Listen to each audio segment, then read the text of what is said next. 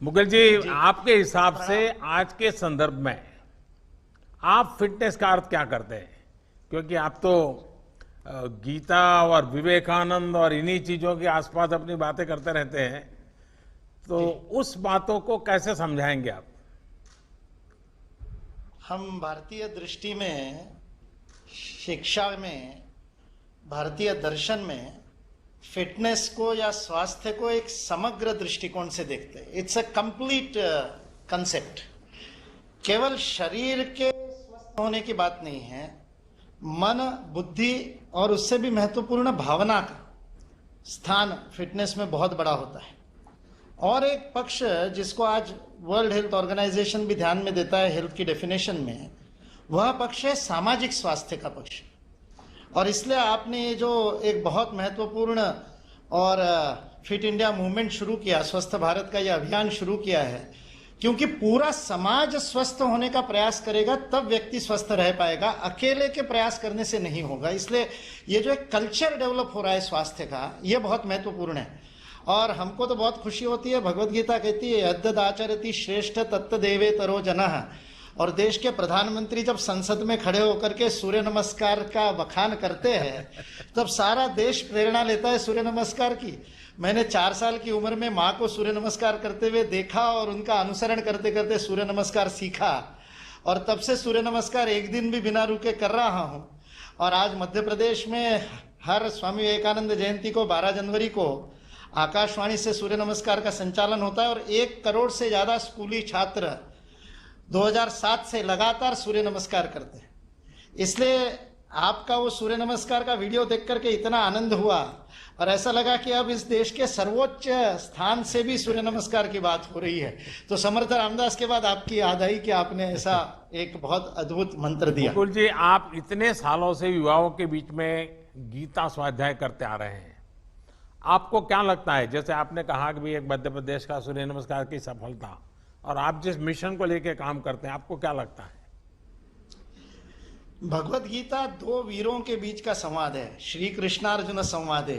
कृष्ण वह है जिसने 1 उंगली पर गोवर्धन उठा लिया था, और अर्जुन को सव्यसाची कहते हैं, दाहिने बाएं दोनों हाथ से गांडी उठा करके 24 घंटे बिना नींद लिए कर्म करने की क्षमता है। इसलिए भगवत गीता 2 सबसे फिट लोगों के बीच का संवाद है। इसलिए गीता का स्वाध्याय यह फिटनेस का मंत्र है, और उससे आदमी के मन में वह जागृति होती है कि मेरे को अपने जीवन में सब स्तर पर, शरीर, मन, बुद्धि, भावना के स्तर पर, और उससे भी ऊंचा आध्यात्मिक स्तर पर, स्पिरिचुअल लेवल पे भी फिट होना बहुत आवश्यक है, ताकि मेरा मन मेरे शरीर में फिट हो, मैं परिवार में फिट हूं, मेरा परिवार समाज में फिट हो, समाज पूरे राष्ट्र की आवश्यकता में फिट हो, और हमारा राष्ट्र विश्व में योगदान करने के लिए विश्व समुदाय में फिट हो। तब तो माता भूमि पुत्रो हम पृथिव्याम होगा, और हम पर्यावरण को भी फिट करेंगे। इसलिए ये फिटनेस एक भगवत गीता एक समग्र विचार हमको देती है, एक दृष्टि देती है।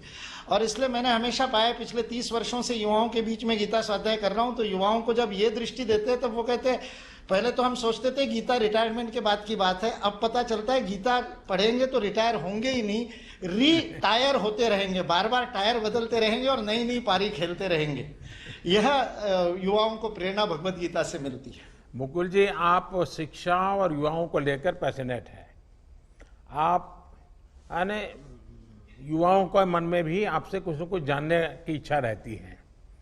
मेन चीज है मेंटल फिटनेस, इमोशनल फिटनेस। क्या उसके संबंध में आप कुछ बात सरलता से समझा पाएंगे? जी, बहुत बढ़िया। आपको पहले तो एक इस बात के लिए बधाई दे दूं कि राष्ट्रीय शिक्षा नीति में आपने फिटनेस को, खेल को, योग को एक्स्ट्रा करिकुलर से करिकुलर में लेकर के आए। अब ये पाठ्येतर गतिविधि नहीं बन गई, अब ये पाठ्यक्रम का अंग बन गई है, अब उसके क्रेडिट मिलेंगे। ये एक बहुत अद्भुत क्रांतिकारी काम इस राष्ट्रीय शिक्षा नीति 2020 में हुआ है, उसके लिए आपको बहुत बड़ी बधाई। मैं से हम की प्रक्रिया है, ये जो व्यक्ति केंद्रित विचार के कारण फिटनेस में गड़बड़ होती है, चाहे वो फिर आहार की बात हो, चाहे विहार की बात हो, चाहे व्यायाम की बात हो। जो सर्वे भवन्तु सुखिना का मंत्र है, वह मंत्र होता है मैं के विस्तार से। इसलिए मेंटल और इमोशनल फिटनेस जो है वह निस्वार्थता की ओर ले जाने वाली है। स्वामी विवेकानंद का वाक्य है, एन ऑन्स ऑफ अनसेल्फिशनेस, एक रत्ती भर भी निस्वार्थता आपको टनों शक्ति प्रदान करती है, इतनी बड़ी मनोशक्ति प्रदान करती है। ये जो ताकत देने वाली बात है, जब मैं व्यक्तिगत स्वयं के लिए काम करता हूं और जब मैं उसी काम को परिवार के लिए करता हूं, तो मेरे मन का विस्तार होता है, मेरी भावना का विस्तार हो, मेरा पर्पस ऑफ लाइफ बड़ा हो जाता है। और आज आप सारे काम देश के लिए करते हैं, 24 घंटे देश के लिए काम करते हैं। विराट कोहली जी जब देश के लिए खेलते हैं और जब क्लब के लिए खेलते हैं, उनके खेल में हम देखने वालों को फर्क दिखाई देता है। जब मैं राष्ट्र के लिए स्वयं को दांव पर लगाता हूं तो मेरी इफिशिएंसी बदल जाती है, क्योंकि मेरी भावना का उतना विस्तार होता है। फिर 135 करोड़ भारतवासियों का भावनात्मक संबल भी मुझे मिलता है।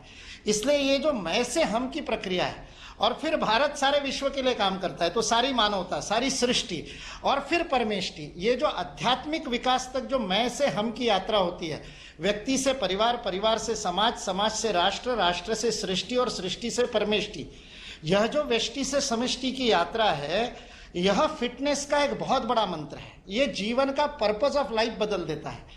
और पर्पस ऑफ लाइफ ही तो सब कुछ है, नहीं तो फिर तो मेंटेनेंस की हो जाएगी कि कार घर में ले आओ और उसको चकाचक रखो और मेंटेन करो, लेकिन चलाओ मत, क्योंकि चलाने से खरोच आ जाएगी। वैसे ही शरीर को केवल मेंटेन करना तो फिटनेस नहीं है। उस शरीर मन बुद्धि से बने हुए व्यक्तित्व का एक गंतव्य है, एक लक्ष्य है, एक पर्पस ऑफ लाइफ है, एक मकसद है, जिसको प्राप्त करने के लिए हमको काम करना है। और जब इस देश के 135 करोड़ लोगों के मन में राष्ट्रहित गंतव्य हो जाएगा, मेरा छोटा से छोटा व्यापार भी, मेरी छोटी से छोटी नौकरी भी, मेरा छोटा से छोटा कर्म भी मैं भारत के लिए योगदान कर रहा हूं, ये भाव आ जाएगा, तो फिर फिट रहना मेरा कर्तव्य हो जाएगा, मेरी ड्यूटी हो जाएगा, मेरा धर्म हो जाएगा। लग्जरी नहीं रहेगा, it won't be a luxury, it will be my prime duty कि मैं फिट रहूंगा तो भारत फिट रहेगा। इसलिए इस भाव को आपने जगाया, इसके लिए आपको बहुत बहुत मन से प्रणाम और हृदय से धन्यवाद। और आप उसको, you are leading from the front, आप उदाहरण बन करके उसको लीड कर रहे हैं, उसके लिए आपका धन्यवाद। चलिए, आपका भी बहुत धन्यवाद।